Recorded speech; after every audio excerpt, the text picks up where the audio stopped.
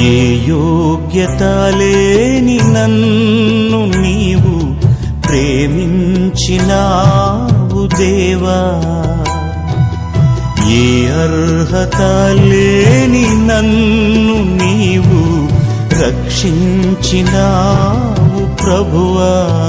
యోబు గ్రంథం 4:16. యోబు గ్రంథం 4:16 నేను చదువుతానులేమ్మా. యోబు గ్రంథం 4:16.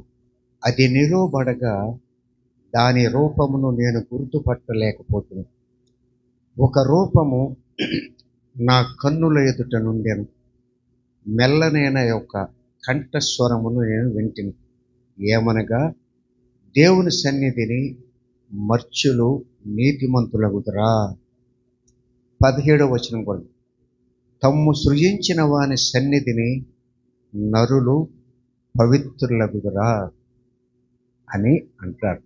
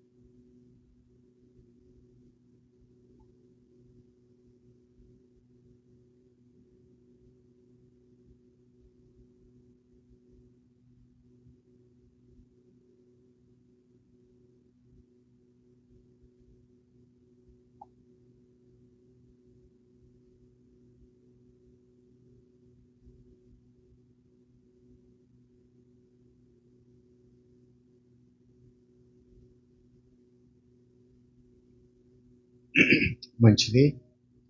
అందుకే నేను అంటాను, సమయపాలన చాలా అవసరం. మనం 11 గంటలకి అనుకుంటాం, లేదా 12 గంటలకి అనుకుంటాం. వాక్య ప్రారంభంలో ఉంటే అన్నీ అర్థమవుతాయి. మధ్యలో వచ్చేవి, చివరిలో వచ్చేవి. మరి నేను కూడా విశ్వాసనే, నేను మందిరానికి వెళ్ళాను, నేను ప్రార్థించాను అని మనకు మనం సమర్థించుకుంటే దేవుని దృష్టికి అది అనుకూలం కాదు. అయితే మా వాళ్ళందరూ చాలా ప్రయాసపడి వచ్చారు, అది మనం కాదనలేము. ఎందుకంటే వాళ్ళకి నేను అనౌన్స్ చేశాను, రావాల్సిన వాడు 10-10:30 గంటలకే రావాలని. 10:30కి వాళ్ళు వచ్చారు. ఆటోలు రావాలి, వాళ్ళందరి దేంట్లో ఎంతమంది ఎక్కుతారు, ఏమిటి, ఎంతమంది వచ్చారు, ఎన్ని ఆటోలు కావాలి, ఇవన్నీ చూసుకుని మరి మన రోడ్లు చాలా బాగుంటాయి కదా, మీకు తెలుసు కదా. కెనాల్ నుంచి గోడవల్లి గ్రామానికి నా చిన్నతనం నుంచి రోడ్లు చాలా చక్కగా ఉంటాయి. అందుకని మరి అంత చక్కనైన రోడ్లు రావటానికి ఆ రోడ్లు అందాన్ని చూసుకుని కొంచెం ఆలస్యంగా వస్తాం, పర్వాలేదు. మరి చాలా సంతోషం, చాలామంది వచ్చారు. ఇది గతంలో నేను మా చర్చలో చెప్పాను. ఇది మన చదువుబడిన వాక్యం ఏంటంటే, నేను ఇంకోసారి చదువుతాను. యోబు గ్రంథం 4వ అధ్యాయం. నేనే చదువుతాను సాధ్యమైనంత వరకు, ఎందుకంటే సమయం తక్కువగా ఉంది కాబట్టి తొందరగా ముగించాలన్న ఉద్దేశంతో. యోబు 4:16-17. అది నిలువబడగా దాని రూపమును నేను గుర్తుపట్టలేకపోతున్నాను. ఒక రూపము నా కన్నుల ఎదుట ఉండెను, మెల్లనైన ఒక కంఠస్వరమును నేను వింటిని. ఏమనగా, దేవుని సన్నిధిని మర్చులు నీతిమంతులుగా. 17వ వచనం, తాము సృజించిన వాని సన్నిధిని నరులు పవిత్రులగుదురా అని అంటున్నాడు. ఎవరు అంటున్నారు ఈ మాట అంటే, యోబు గ్రంథంలో ఎలీఫజ్ అంటున్నాడు. ఎలీఫజ్ మీ అందరికీ తెలుసు. యోబుని సాతానుడు శోధించదలిచాడు. ఎందుకు శోధించదలిచాడు అంటే, మీ అందరికీ తెలుసు, దేవుడు సాతానుడు దేవదూతల సమక్షం ఒక మీటింగ్ లాగా ఏర్పాటు చేసినప్పుడు సాతానుడు కూడా అందులోకి వచ్చాడు. దేవుడు అడుగుతాడు, నువ్వు ఎక్కడి నుంచి వచ్చావంటే భూమి మీద అటు ఇటు తిరుగుతూ నీ సన్నిధికి వచ్చాను అని. దేవుడు అంటాడు, నా సేవకుడు అయినట్టు యోగు సంగతి చూసావా, అతడు నీతిమంతుడు యథార్థవంతుడు అని అంటాడు.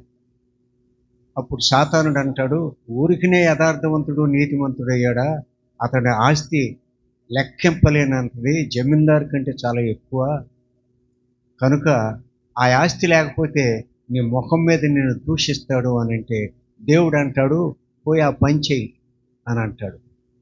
అతనికి ఆస్తి అంతా అంటాడు. తీసేస్తాడు. పిడుగులు పడో లేకపోతే పైనుంచి అగ్నివర్షం కూర్చో లేకపోతే గాలివాన వచ్చి ఏదో మొత్తం పోతాయి. కుమారులు 7 కుమారులు 3 కుమార్తెలు చనిపోతారు. అందరూ చనిపోతారు. మరి గొర్రెలు మేకలు ఇవి ఒంటెలు అన్నీ కూడా నశించిపోతాయి. గాడిదలు నశించిపోతాయి. తర్వాత మళ్ళీ ఇంకొకసారి అదే సాతానుడు దేవుని సన్నిధికి వచ్చినప్పుడు ఎక్కడి నుంచి వచ్చావు అంటే మళ్ళీ భూమి మీద అటు ఇటు తిరుగుతూ నేను నీ సన్నిధికి వచ్చాను అని అంటాడు. అని అన్నప్పుడు చూసావా, నా ఇప్పుడు కూడా యథార్థత వదలలేదు నా సేవకుడానికి యోగు అంటాడు. అతనికి అన్నీ తీసేసావు, బాగానే ఉంది, శరీరం బాగుంది, ఇంకా ఆరోగ్యంగా ఉన్నాడు, ఇంకా సంపాదించుకునే అవకాశం కూడా ఉంది అని అంటాడు. అది కూడా నువ్వు తీసేయి అంటాడు. అప్పుడు శరీరాన్ని మొత్తగా కురుపులతో ఒళ్ళంతా పచ్చి పుండ్లతో అయ్యింది. భార్య కూడా దూషిస్తుంది, నీవు దేవుణ్ణి దూషించి శుద్ధుడవు కమ్ము అని అంటే అయోగ్యురాలు మాట్లాడినట్లుగా మాట్లాడొద్దు. మనం ఎంతో ధన్యత జీవితాన్ని గడిపాము, ఎన్నో మరి సిరి సంపదలతో తొలదొగాము, ఇప్పుడు దేవుడు అవన్నీ తీసేసాడని ఆయన నిందిస్తావా అని అంటాడు. భార్య మాట వినడు. ఆ సమయంలో అతడికి కలిగిన దురవస్థని పరామర్శించడానికి 3 స్నేహితులు వస్తారు. ఆ 3 స్నేహితుల్లో ఒకడు ఎలీఫజు. ఎలీఫజు అన్న మాటలు ఇవి. ఎలీఫజు చెప్పిన మాటలు ఇది చాలా విచిత్రమైనటువంటి అంశం అన్నమాట. ఎలీఫజు ఎంతమంది సంతానం ఆయనకి? 7 సంతానం, 3 ఆడపిల్లలు, మరి 7,000 గొర్రెలు. గుర్తుపెట్టుకోండి, 7 మగపిల్లలు, 7,000 గొర్రెలు, అట్లాగే 3,000 ఒంటెలు, 3 ఆడపిల్లలు, 5 జతల ఎడ్లు, 500 ఆడుగాడిదలు. ఇవి గుర్తుపెట్టుకోండి చాలామంది మనం. అలాగే ఎలీఫజు తనతో దేవుడు నిగూఢమైనటువంటి సందేశాన్ని పంపించాడు అని పలుకుతున్నాడు. ఈ మాటలో ఎలీఫజు ఏమంటున్నాడంటే దేవుడు తనకి ఈ సందేశం ఇచ్చినట్లుగా చెబుతున్నాడు. దేవుడు ఏమంటున్నాడు? ఒక రూపము నా కన్నులో ఎదుట గుర్తుపట్టలేనట్లుగా కనిపించింది అని, మెల్లనైన కంఠస్వరము నాకు వినిపించింది అని అంటున్నాడు. అదేమిటంటే మర్చులు దేవుని సన్నిధిలో నీతిమంతులగుతారా అని. 17వ వచనంలో కూడా ఇదే మాట ఉంది. తమ్ము సృజించిన వాని ఎదుట, సృష్టికర్త ఎదుట మర్చులు నీతిమంతులగుతారా అని. అంటే మర్చులు అంటే చనిపోయిన వాళ్ళు, మరణించిన వాళ్ళు. అంటే నీవు నీతి క్రియలు చేయాలన్నా అవినీతి క్రియలు చేయాలన్నా దేవుని స్తుతించాలన్నా కూడా ప్రార్థించాలన్నా ఏది చేయాలన్నా నువ్వు జీవించి ఉండగానే చేయాలి. చనిపోయిన తర్వాత నువ్వేమీ చేయలేవు. కొంతమంది హైందవ సోదరులు చనిపోయిన వాళ్ళకి ఆత్మశాంతి కొరకు కాకులకి గద్దలకు ఏవేవో పెడుతూ ఉంటారు. వాళ్ళ ఆత్మశాంతి కలగాలి అని, వాళ్ళు ఆత్మ సంతోషించాలని. ఆత్మ సంతోషించేది ఏమీ లేదు. ఆత్మలన్నీ దేవుని అధీనంలో ఉంటాయి. చనిపోయిన వాళ్ళు తీర్పు జరిగిపోతుంది. చనిపోయిన వెంటనే తీర్పు జరిగిపోతుంది. అప్పుడు నువ్వు ఎన్ని దాన ధర్మాలు చేసినా, నీ ఆస్తి అంతా కూడా పేదలకు ఇచ్చినా కూడా చనిపోయిన వాడిని నీవు ఏమీ మార్చలేవు. అది మర్చులు నీతిమంతులగుదురా. ఇది ఒక వాస్తవం. ఎలీఫజు చెప్పిన పై 3 మాటలు కూడా అంత అర్థవంతమైనవి కావు. కానీ ఇక్కడ ఒక మాట మాత్రం, తమ్ము సృజించిన వాని సన్నిధిని నరులు పవిత్రులవుతారా. సృష్టికర్త ముందు నరులు పవిత్రులవుతారా? చనిపోయిన వాళ్ళు అవ్వనే అవ్వరు. ఆ విధంగా మనం చూసినట్టు అదేమంటే, అలాగే మనలను సృజించిన వాని సన్నిధిని నీతిమంతులు అపవిత్రులు కూడా కాలేరు, పవిత్రులు కాలేరు. మనం జీవించి ఉండగానే పవిత్రత కానీ అపవిత్రత కానీ మూట కట్టుకుంటాం. జీవించి ఉండగానే మనం మరణించక ముందు నీకు అవకాశం ఉంటే, కాన్షియస్లో ఉంటే, అంటే మంచం మీద చావు బతుకుల మధ్య ఉన్నప్పుడు కాదు, ఉన్నప్పుడు నీవు గనక దేవుణ్ణి అంగీకరిస్తే తప్పనిసరిగా దేవుడు నీ పాపాలన్నీ క్షమించి నిన్ను స్వస్థపరుస్తాడు. అది మనం తెలుసుకోవాలి. అలాగని మనం చేయవలసిన పాపాలన్నీ యవ్వన వయసులో చేసి ఇంకా సమయం ఉందలే, చనిపోవటానికి ఇంకా కొన్ని సంవత్సరాలు ఉన్నాయి, ఈలోగా దేవుణ్ణి తెలుసుకోవచ్చు అని అనుకున్నావా, నీకు ఆ అవకాశం ఇవ్వడు దేవుడు. నీకు ఎట్టి పరిస్థితుల్లో, మేమెన్నో జీవితాలు చూస్తున్నాం. మా కుటుంబంలోని 10 వ్యక్తులకి మా సలహా పాటించకుండా ఇంకా టైం ఉంది కదా, ఇంకా చూద్దాం చేద్దాం అనుకున్న వాళ్ళు అకస్మాత్తుగా చనిపోయిన వాళ్ళు ఉన్నారు. అంటే మా కుటుంబంలో వ్యక్తులు కాదు, అంటే మాకు బంధువులు. కాబట్టి మనం దేవుడు మనల్ని ఏర్పాటు చేసుకున్నారు. మనమంతా కూడా ధన్యులం. నేను చిన్నప్పుడు అనుకునేవాడిని, మా తండ్రి గారు ఒకానొక రైతు దగ్గర కూలి పని చేస్తుంటే నేను ఆ రైతు కుటుంబంలో పుట్టుంటే ఎంత బాగుండేది అనుకునేవాడిని. కానీ అప్పుడు అజ్ఞాన కాలం, యవ్వన కాలం, ఏమీ తెలియని కాలం. ఇప్పుడైతే నేను అనుకుంటున్నాను, దేవుణ్ణి తెలుసుకొని నేను నీతిగా బ్రతకటానికి నేను పుట్టిన కులమే శ్రేష్టం అని అనుకుంటున్నాను. దేవుణ్ణి తెలుసుకునే అవకాశం. అలాగని అన్యులు తెలుసుకోలేరని కాదు, సహజంగా మనమంతా దేవుణ్ణి తెలుసుకోగలుగుతున్నాం. అన్యుల్లో కొంతమందే తెలుసుకుంటున్నారు. కాబట్టి మనం ఎలీఫజు మాటలో ఉన్నది ఉన్నట్లుగా అర్థం చేసుకుంటే, మరణమైన వారు దేవుణ్ణి స్తుతించలేరు అని అర్థం. మరణమైన వారు దేవుణ్ణి స్తుతించలేరు. కాబట్టి మరణం కాకముందే మనం దేవుణ్ణి తెలుసుకోవాలి. ఇక్కడ మరణమైన వారు ఎవరు అంటే, ఇక్కడ ఆయన ఏమంటున్నాడు, యోబును పరామర్శించడానికి వచ్చి మర్చులు నీతిమంతులు అవుతురా అని అంటున్నాడు. అంటే చనిపోయిన వాళ్ళు నీతిమంతులు అవుతురా అని అంటున్నాడు. అంటే ఇక్కడ చనిపోయిన వ్యక్తి ఎవరు, ఇది మనం తెలుసుకోవాలి. ఎలీఫజు, బిల్దదు, జోఫరు ముగ్గురు వచ్చారు. ఎలీఫజు, బిల్దదు, జోఫరు, ఆ ముగ్గురు కూడా వాళ్ళు కూడా విధ్వంసులే తెలుసా. బహుదూర ప్రాంతం నుంచి వచ్చారు. ఆ రోజుల్లో ప్రయాణ సౌకర్యాలు లేవు. మరి ఆ ప్రాంతం ఏ ప్రాంతమో కూడా ఖచ్చితంగా తెలియదు. యోబు అబ్రహాం కంటే ముందున్నవాడు, జమీందార్. అది కనుక ఇక్కడ చనిపోయిన వాళ్ళు ఎవరు అని అంటే, మరి మర్చులైన వారు ఎలీఫజు దృష్టిలో ఎవరు అనంటే యోబు. ఎలీఫజు యోబు మీద అభాండం వేశాడు. నువ్వు ఆత్మీయంగా చనిపోయావు, ఆత్మీయంగా చనిపోయావు కాబట్టి నీకిక రక్షణ లేదు, నీవు చనిపోయినట్లు లెక్కే. కనుక నీవు మర్చువు నీతిమంతుడు అవుతారా, దేవుణ్ణి నువ్వు స్తుతించలేవు అని ఇండైరెక్ట్గా అతన్ని విమర్శిస్తున్నాడు. పరామర్శించడానికి వచ్చిన వాళ్ళు ఆదిలో వాళ్ళు ఈయనకి బాధపడ్డ మాట నిజమే. కానీ సూటిపోటి మాటలతో నువ్వేదో పాపం చేసావు కనుకనే నీకు పరిస్థితి దాపురించింది, సంభవించింది అని అంటున్నారు. ఇక్కడ ఎలీఫజు ఉద్దేశం ఏమిటి అంటే, నువ్వు ఆత్మీయంగా చనిపోయినట్లు లెక్కే, దేవుని దృష్టిలో నువ్వు చనిపోయినట్లు లెక్కే. మరి ఆ విధంగా యోబు పాపం చేశాడని, అందుకే ఈ శ్రమ వచ్చిందని, మరి దేవుని దృష్టిలో ఆయన మరణించినట్లేనని అతడు, కనుక ఆయన ప్రభు దృష్టిలో పవిత్రుడు కాలేడు అని చెప్తున్నాడు.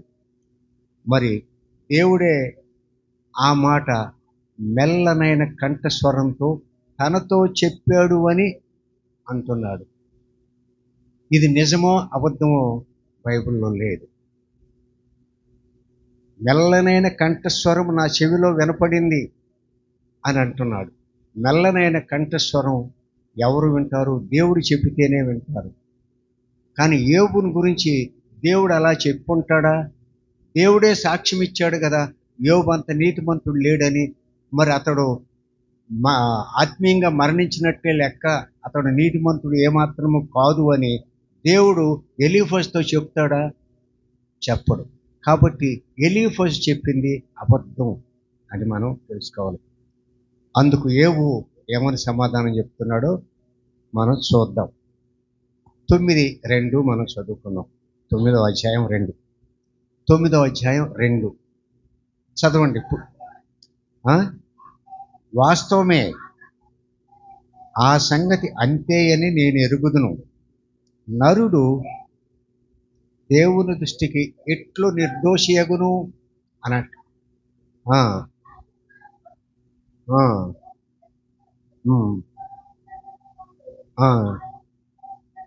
చాలు. అటువంటి వారు, మానవుడు దేవుని 1000 ప్రశ్నల్లో ఒక్కదానికి కూడా సమాధానం ఇవ్వలేడు అని అంటాడు. యోబు ఏమని సమాధానం చెప్తున్నాడు? అతనికి వాస్తవమే, ఆ సంగతి అంతే అని నేను ఎరుగుదును. నరుడు దేవుని దృష్టికి ఎట్లు నిర్దోషియగును. నీతిమంతుడైనటువంటి యోబు అమాయకంగా అతడి యొక్క ఆంతర్యాన్ని అర్థం చేసుకోకుండా యోబు మీద ఆరోపణ చేస్తూ, నీవు చనిపోయినట్లు లెక్కే, చనిపోయిన వాళ్ళ మొర దేవుడు ఆలకించడు అని అతను చెబితే, ఈయనేమనుకుంటాడంటే, నన్ను గురించి ఏమో ఆయన అనలేదు, నిజంగా చనిపోయిన వాళ్ళు నీతిమంతులు కాలేరు అని యోబు సమాధానం. అది అంతే అని నేను ఎరుగును.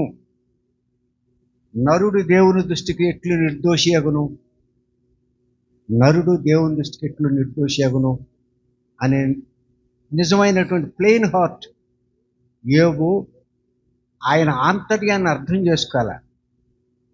యోబు ఇక్కడ సాదాగా ప్లెయిన్గా మాట్లాడుతున్నాడు. ఆ సంగతి నాకు తెలుసు. మర్చులు దేవుని దృష్టిలో నీతిమంతులు కాలేరు అంటే, చనిపోయిన వాళ్ళు నీతిమంతులు కాలేరు. చనిపోయిన వాళ్ళు నీతిమంతులుగా ఉండొచ్చు, కానీ పాపంలో పడి చనిపోయిన వాళ్ళు నీతిమంతులు కాలేరు. చనిపోయినవి ఎవరిని స్తుతిస్తావు? స్తుతించలేదు కదా. మరణమైన వారు దేవుడు స్తుతించరు అని బైబిల్లో స్పష్టంగా ఉంది. మనం జీవించి ఉండగానే ఏదైనా కూడా చేయగలం. ఆ విధంగా మరి ఎలీఫజు లోతైన మాటలో యోబు గ్రహించినట్లుగా లేడు. నీవు ఏదో పాపం చేసి మరి నీవేదో పాపం చేసిన వాడితో సమానం, నీ మొర దేవుడు ఆలకించడు అనే భావంతో ఎలీఫజు మాట్లాడుతున్నాడు. తను ఏ పాపం చేయలేదని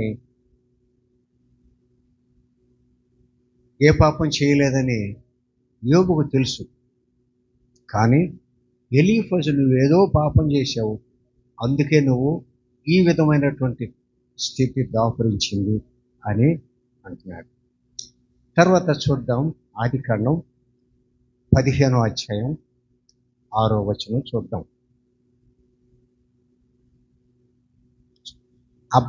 నేను చదువుతాను. అబ్రహాం గురించి చెప్పబడినట్లు యోబు కూడా యెహోవాను నమ్మెను, అది అతనికి నీతిగా ఎంచెను. ఇప్పుడు చదువమ్మా 15:6.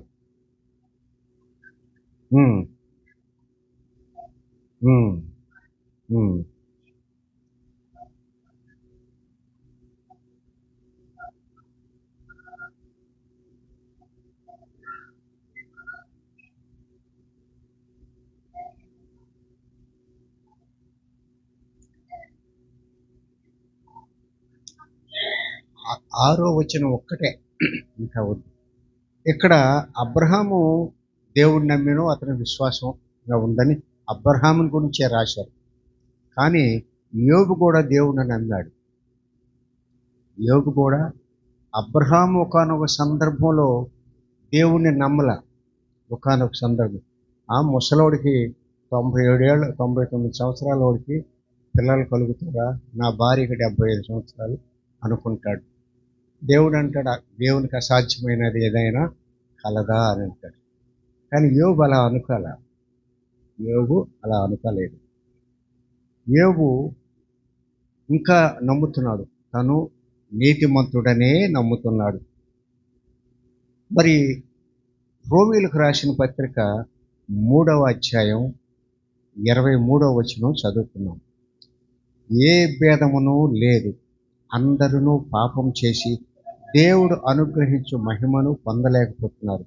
కాబట్టి నమ్మువారు ఆయన కృపచేతనే క్రీస్తు యేసునందలి విమోచనము ద్వారా ఉచితముగా నీతిమంతులని తీర్చబడుతున్నారు.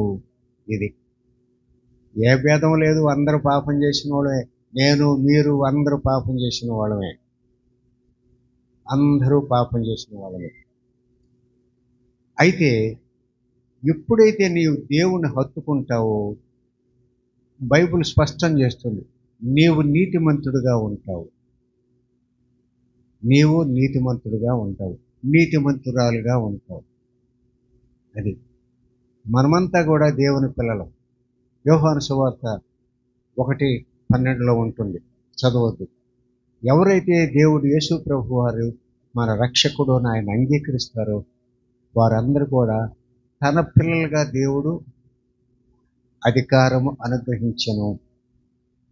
కాబట్టి మనం ఎప్పుడు కూడా ప్రార్థన చేసేటప్పుడు, మీరు కూడా 2 సహోదరులు ప్రార్థన చేశారు, చక్కగా చేశారు, నాకు నచ్చింది. చివరిలో చేశారు, ఎవరో తెలియదు కానీ ఎస్తేరమ్మ ఒక ఆవిడ, తర్వాత ఇంకొక ఆవిడ చేశారు.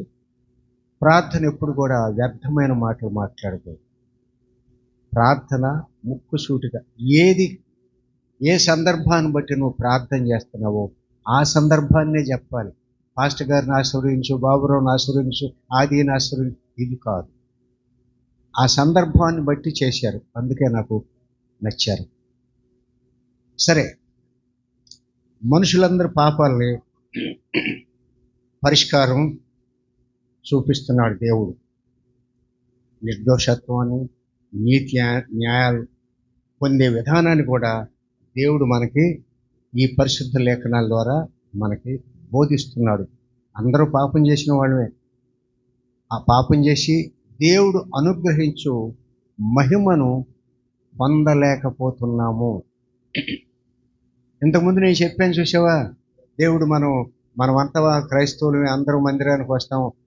పాస్టర్ గారు 10 గంటలకు రమ్మంటే 12 గంటలకు వస్తాము. పాస్టర్ గారు చెప్పిన వాక్యాన్ని విమర్శిస్తాము. ఆయనకు వచ్చిన కానుకల గురించి ఈవేళ ఎంత వచ్చి ఉంటుందో, వాళ్ళు వచ్చారు, వీళ్ళు వచ్చారు, ఎంత వచ్చారు.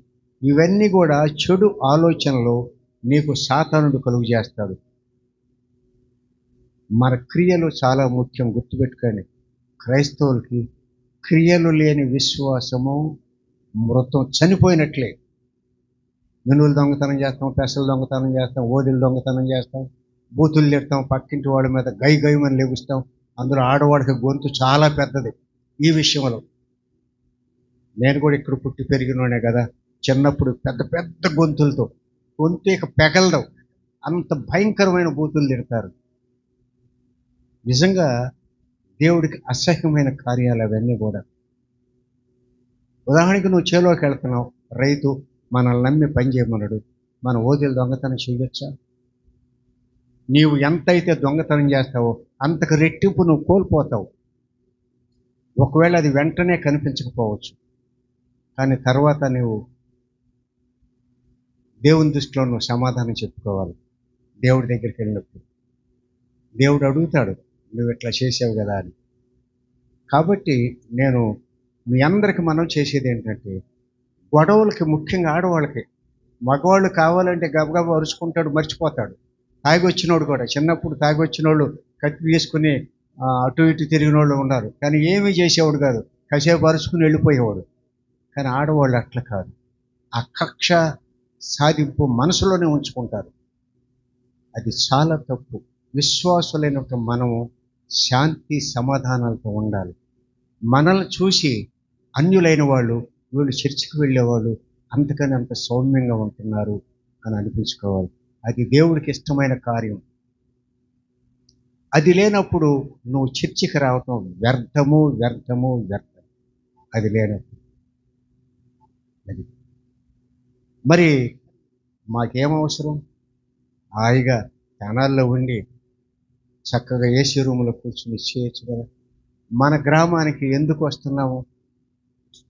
ఎందుకంటే దేశంలో ఉన్న జనులందరినీ మేము బాగు చేయలేము. దేశంలో ఉన్న జనులందరికీ మేము సువార్త చెప్పలేము.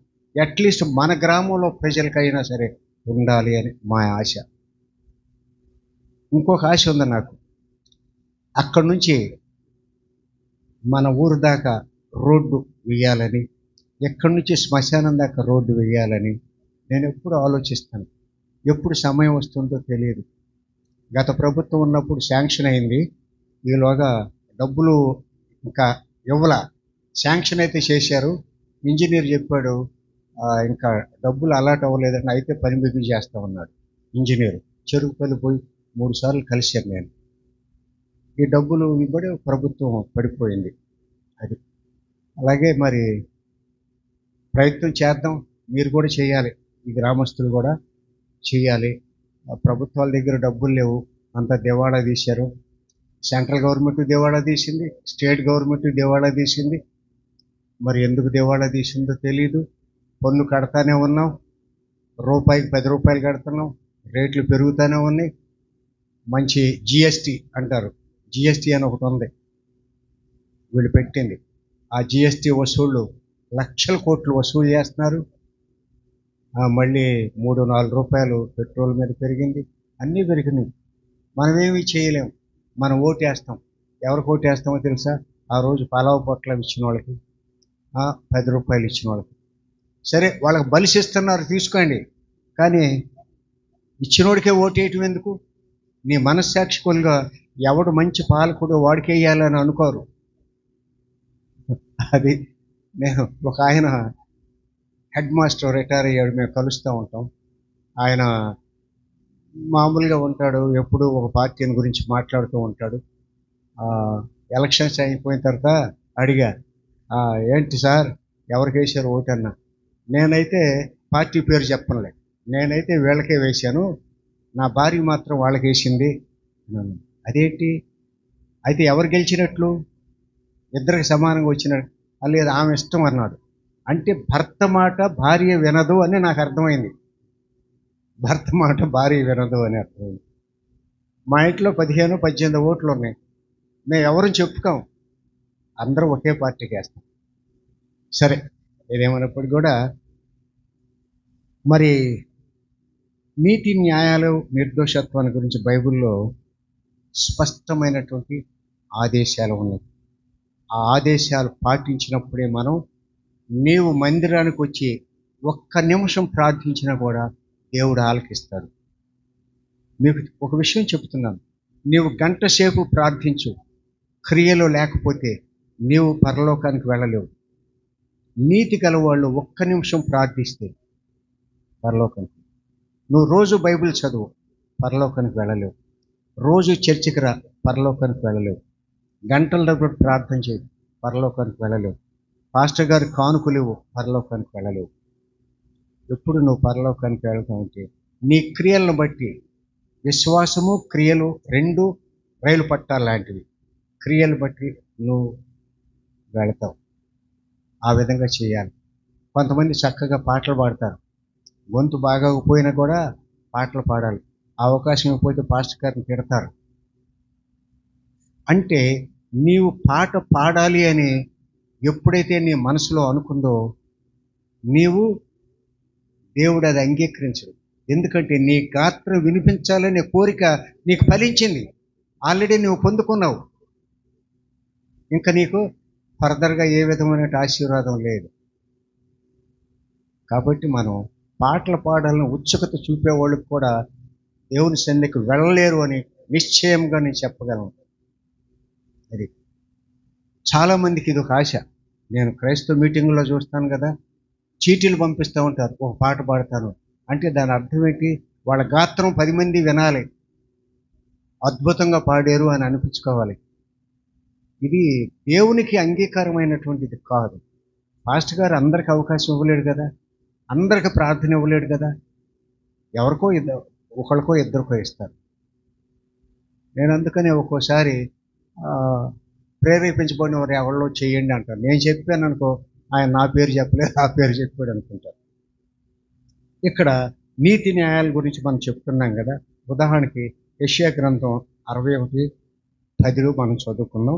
శృంగారమైన పాగా ధరించుకొని పెండ్లి కుమారుని రీతిగాను ఆభరణములు అలంకరించుకున్న పెండ్లి కుమార్తె రీతిగాను ఆయన రక్షణ వస్త్రములను నాకు ధరింపజేసి ఉన్నాడు, నీతి అను పైబట్టను నాకు ధరింపచేసి ఉన్నాడు. అది పెళ్లి కుమారుడు పెళ్లి కుమార్తెతో పోల్చాడు.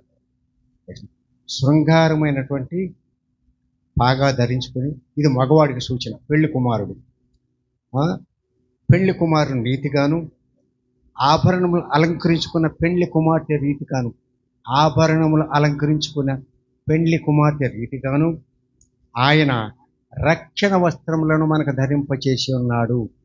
రక్షణ వస్త్రాలు అంటే ఎప్పుడైతే నీవు నీతి వస్త్రాన్ని ధరించుకున్నావో ఆభరణాలు ధరించుకున్నట్లు. ఎప్పుడైతే నువ్వు నీతి వస్త్రాన్ని, ఎప్పుడైతే రక్షణ వస్త్రాన్ని నీతి వస్త్రాన్ని ధరించుకుంటావో అప్పుడు శృంగారమైన పాగా ధరించుకున్నట్లు, మగవాళ్ళైతే ఆడవాళ్ళైతే ఆభరణాలు ధరించుకున్నట్లు లెక్క. అట్లాగే యోబు గ్రంథం 21:4 కూడా ఒకసారి చదువుకుందాం. 25:4 యోబు, నరుడు దేవుని దృష్టికి నీతిమంతుడు ఎట్లు కాగలడు? స్త్రీకి పుట్టినవాడు ఆయన దృష్టికి ఎట్లు శుద్ధుడు కాగలడు? తరువాత 6వ వచనం కోసం, స్త్రీకి పుట్టినవాడు ఆయన దృష్టికి ఎట్లు శుద్ధుడు కాగలడు అని ఉన్నది. ఇక్కడ మనం ఒక విషయం మనం నేర్చుకోవాలి. ఇక్కడ నరుడు దేవుని దృష్టికి ఎట్లు నీతిమంతుడు అవుతాడు? దేవుని దృష్టిలో అందరూ పాపులే, అందరూ అవినీతి పరులే దేవుని దృష్టిలో. అయితే ఆయన అంటున్నాడు, నా యొద్దకు రండి, మీరు నీతిపరులుగా నేను చేస్తాను అని అంటున్నాడు. దేవుడు ఆకర్షించితేనే తప్ప ఆయన యొద్దకు ఎవరూ రాలేరు. మనమంతా ఆయన సన్నిధికి వచ్చామంటే దేవుడు మనకి ప్రేరణ కలుగు చేశాడు అనే అర్థం. స్త్రీకి పుట్టినవాడు ఆయన దృష్టికి ఎట్లు శుద్ధుడు కాగలడు. ఇక్కడ మనం తెలుసుకోవాల్సింది ఏమిటంటే, యేసు ప్రభువారు కూడా స్త్రీకే పుట్టాడు కదా. మరి ఆయన ఎట్లా నీతిమంతుడయ్యాడు, శుద్ధుడయ్యాడు అని ఆలోచిస్తే, యేసు ప్రభువారు స్త్రీకి పుట్ల, కన్యకకు పుట్టాడు. అది మనం తెలుసుకోవాల్సింది. కన్యకకు పుట్టాడు కాబట్టి యేసు ప్రభువారు నిశ్చయముగా నీతిమంతుడు అని మనం తెలుసుకోవాలి. నిశ్చయముగా దేవుడు నిరర్ధకమైనటువంటి మాటలను చెవిని పెట్టడు. నిరర్ధకమైన మాటలు కానీ, నిరర్ధకమైనటువంటి ప్రార్థనలు కానీ లక్ష్య పెట్టడు.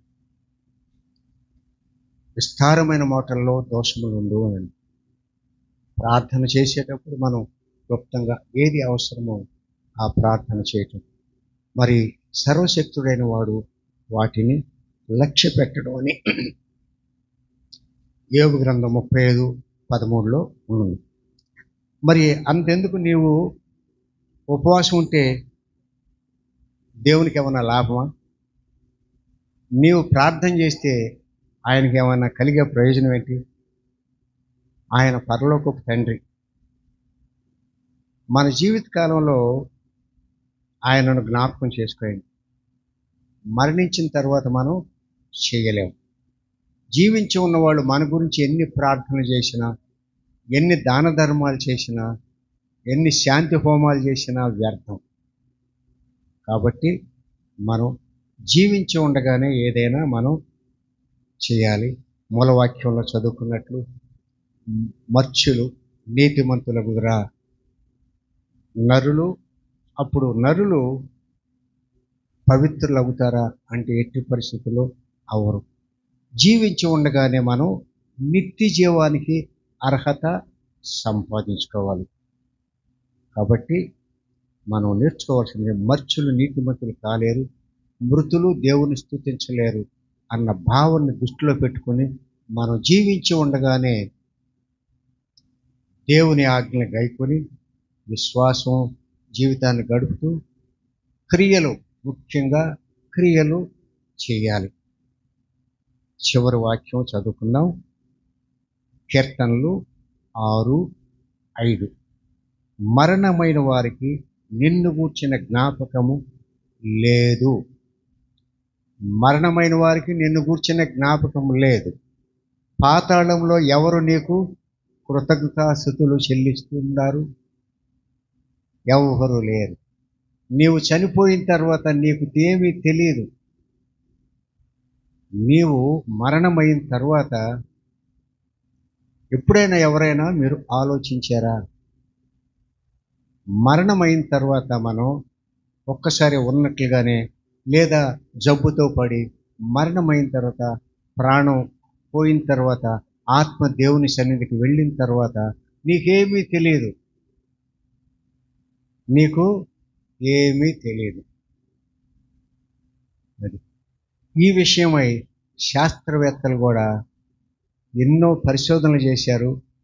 చనిపోయే ముందు వాని ఆలోచనలు ఎలా ఉంటాయి అనేది తెలియదు. ఎందుకంటే అతడు ఆలోచనలు ఎలా ఉన్నాయో తెలుసుకోకముందే చనిపోతున్నాడు కాబట్టి. శాస్త్రవేత్తలు ఎంతో పరిశోధనలు చేశారు దీని మీద. కాబట్టి నేను చివరిగా చెప్పేది ఏంటంటే, జీవించి ఉండగానే మనం క్రియాపూర్వకమైనటువంటి విశ్వాసంతో మనం గడపాలి. ఆదివారం ఒకరోజు చర్చికి వచ్చి దేవుని సన్నిధిలో గడపండి. అప్పుడప్పుడు పాస్టర్ గారు ప్రార్థనలు పెడతారు, వచ్చి దేవుని సన్నిధికి గడపండి. దానికంటే ముందు మన క్రియల్లో దేవునికి అనుకూలంగా ఉన్నాయా, ఆయాస్కరంగా ఉన్నాయా అని ఆలోచించండి.